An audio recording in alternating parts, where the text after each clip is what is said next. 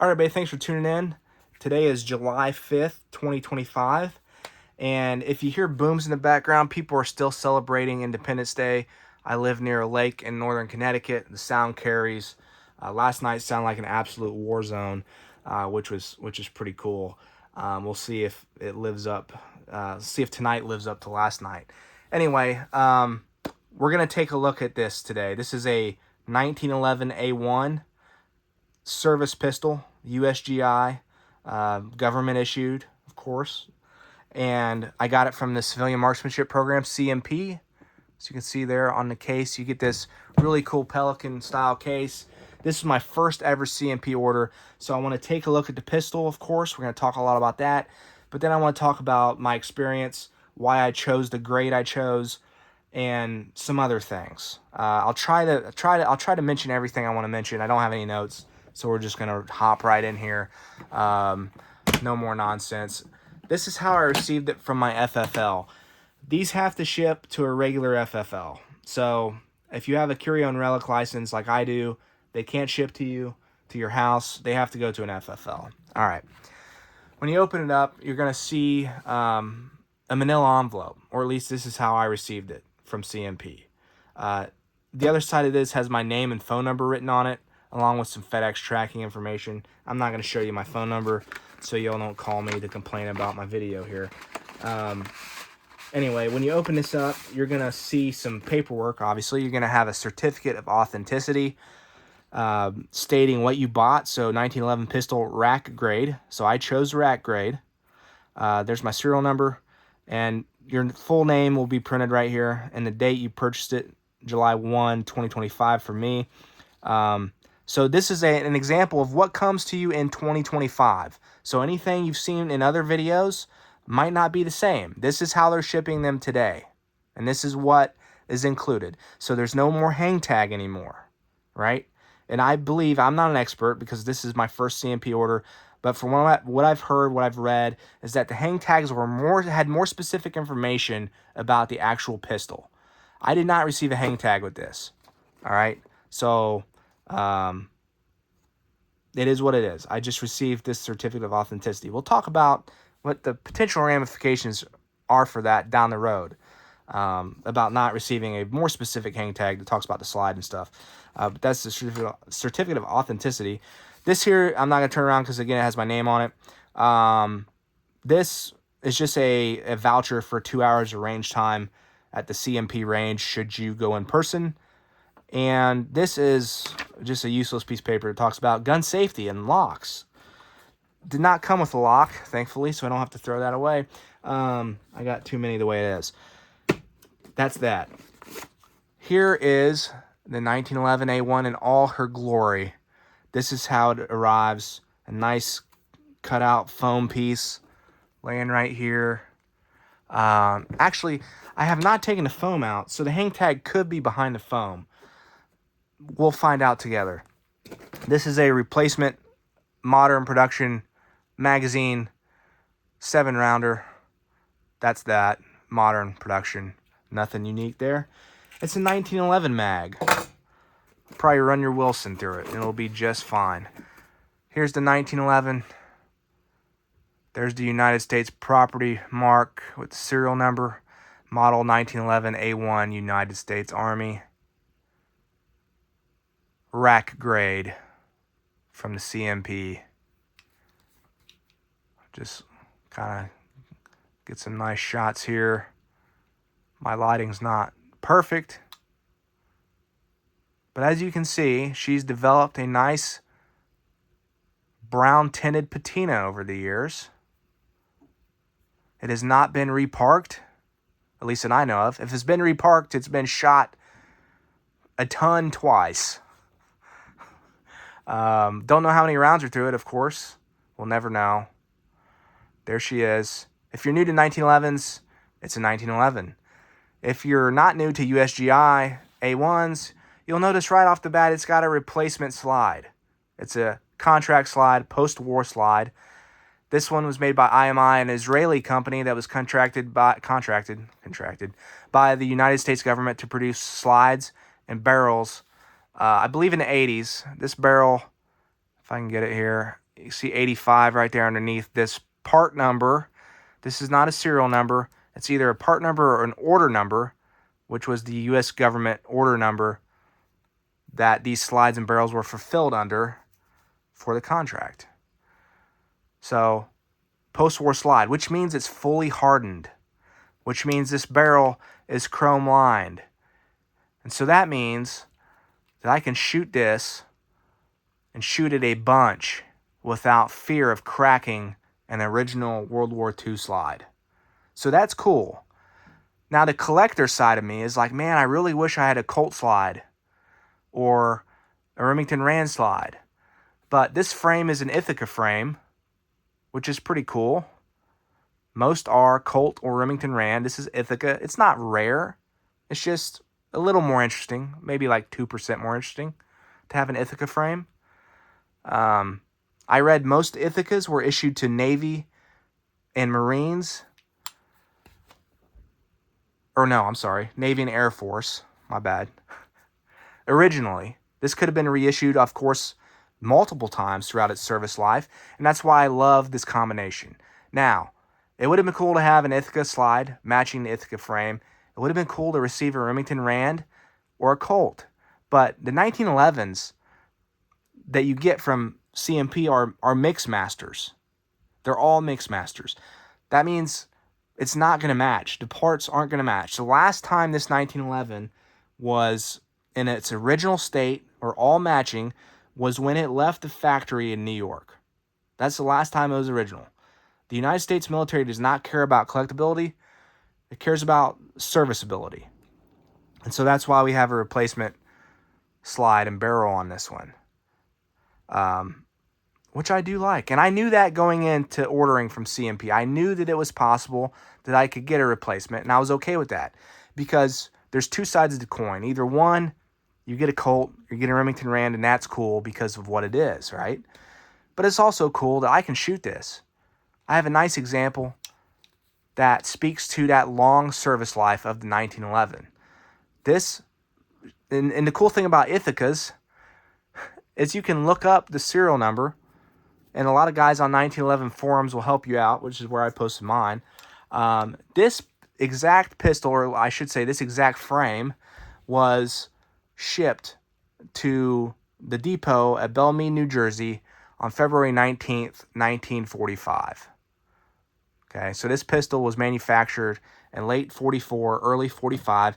It was shipped on February 19th, 1945 to the transportation depot where tons and tons and tons of military equipment and arsenal firearms were kind of, stationed until they were issued and deployed overseas. So that's pretty cool. It's got nice, honest wear throughout. Even the contract slide has nice wear to it. It's been worn in and it matches the wear of the frame, which I like. You see the OG USGI idiot scratches there. We'll give them a pass. It was a different time. And again, they didn't care. It was a sidearm. Yeah. So I picked rack grade because I wanted something with character. I didn't want a 1911 to look brand new. I didn't want one that sat in a shipping crate for 50 years or longer, right? I wanted something that showed wear, showed that it had been shot, showed that it had been carried and used. And that's what this one is, right? You can tell it's been well shot, well loved, and not refinished. At least if it's been refinished, it's been shot a ton, but there is little to no parkerization left on the frame.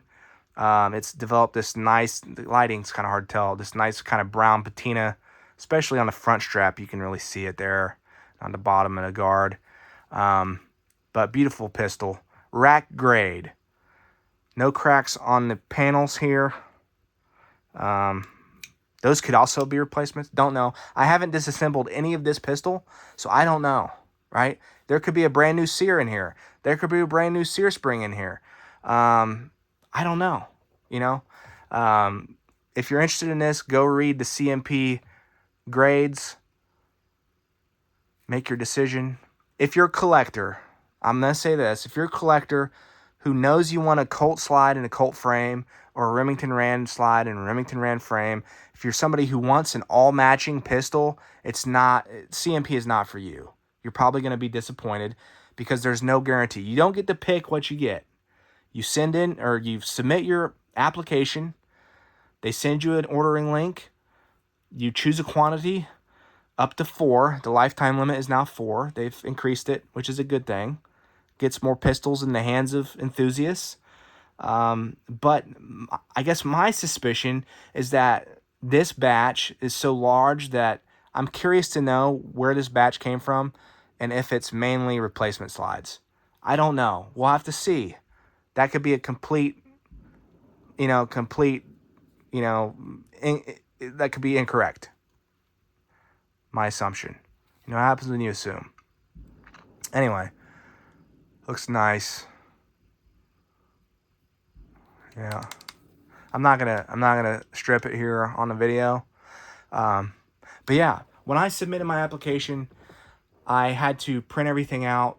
I had to get it notarized because I sent in my application the day they announced that they were resuming 1911 sales, and that the rounds or the lottery or the random number generation was a thing of the past, right? Which excited a lot of people, and it excited me because I wanted a USGI 1911 for a while. My grandfather carried one in the Korean War, and so I wanted a service pistol, to be honest with you. And so I submitted my stuff. Now the application's online. You don't have to have it notarized. You just have to show that you're eligible, right? And if you are, you'll get a link to place an order. They'll overnight it to your FFL. You go pick it up, and you'll have a USGI issued 1911. That's pretty cool. What else do I want to talk about? Oh, let's see if there's a hang tag together. I doubt it, because I don't know why they'd bury it in 5 inches of foam here. Oh, wait, I didn't open this. So it does come with a useless gun lock. Oh, that's cool. It's the original tanker holster and a hip holster. The tankers are cool because they usually go across your chest, That's interesting. I'm not going to buy a holster for it. Then we have a reproduction manual. I guess I should have opened this, huh? Well, anyway. You discovered it with me. But no hang tag. There's a clear chamber indicator. Wow, they even spent money to have their logo on it. This could have came in it. I don't know what my FFL did when they received it. Because, again, it has to go to an FFL. So there's your gun lock that I thought didn't come with it. Anyway, okay, we'll put our cushion back in here. I don't think it matters. Okay, no hang tag. So there you go. Why does it matter? Well, this obviously doesn't say, so-and-so received a rack grade 1911 with a contract slide, right? So why does it matter? So if I were an unscrupulous flipper who would perhaps list something on Gunbroker, I could hunt down an Ithaca slide and a high standard or a Flannery barrel, because I believe the later Ithacas had the Flannerys. This would have been probably on the edge of that, but either probably would have been accurate for the time. I could swap out the slide, swap out the barrel, and sell this as a complete Ithaca 1911, right? And nobody would know. Nobody would know unless you're a 1911 A1 Pro. Now, getting rack grade, you'd have to find a slide that has a similar wear to the slide, right, to really truly pass it off. But if you're just an enthusiast who wants a war era matching slide, then by all means, you could purchase an Ithaca slide on eBay or CMP forums or 1911 forums or elsewhere. You could purchase one and get a barrel and just see if it fits, right? And go with that. Then you'd have a a complete Ithaca 1911, right? And because they're all mix masters, it would still be accurate. Um, period correct, I guess, if you would.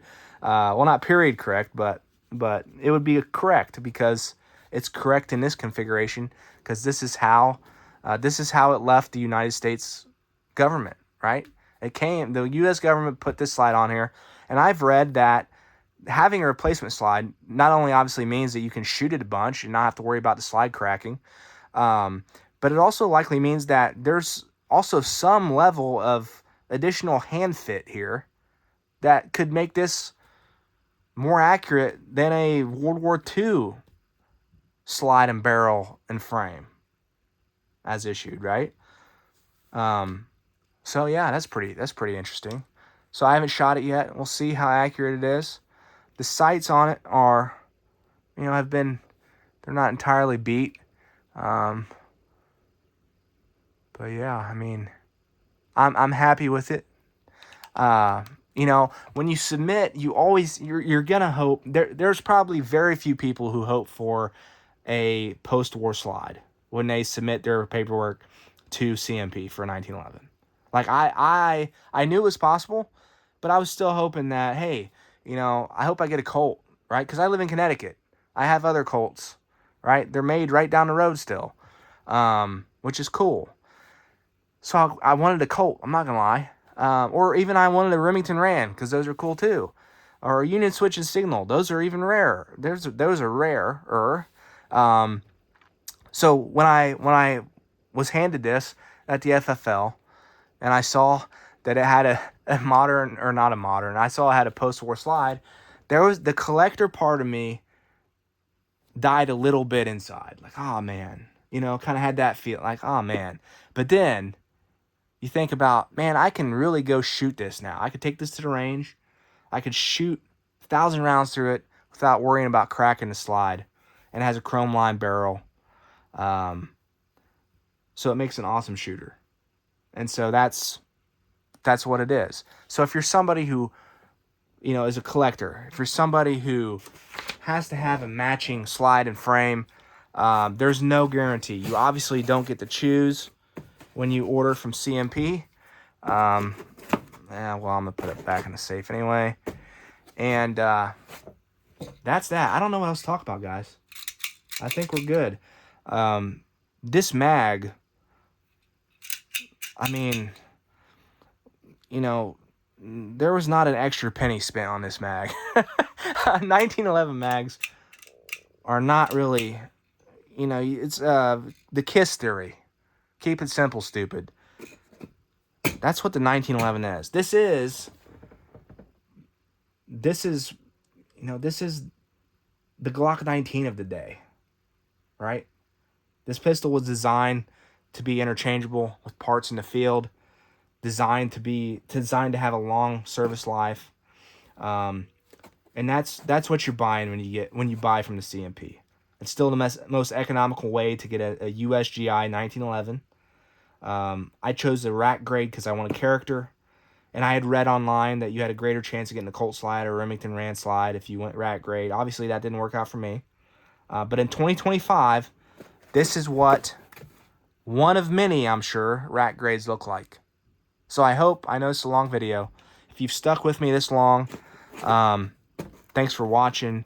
And I'll try to answer any questions y'all might have in the comments. I might do an additional video later on after I've shot it, after I've stripped it, to see if I find any other interesting things about it. But until then, guys, I hope you have a happy 4th. If you're still celebrating, I hope you keep all your fingers. That's important. It's kind of hard to shoot a gun minus a few fingers. Take care. Happy 4th. And thank you to all the men and women who've served these United States of America. There is truly something special, even though it's a contract slide. Like, you pick this up, like, it just oozes world history. You know what I mean? 1944 to 2025. When you pick up an old pistol, it's hard to put into words. When I have a Colt 1903 hammerless that was made in 1907. That was 7 years before the First World War started. When I picked that pistol up, it's just this feeling of just, like, it just connects you in time, I think. And that's what I feel when I pick this up. I have other 1911s. I have other Colts. I have a T-Sauce A1 that I love. It's a great pistol. All right, enough rambling. Thanks for watching. Take care. Happy 4th.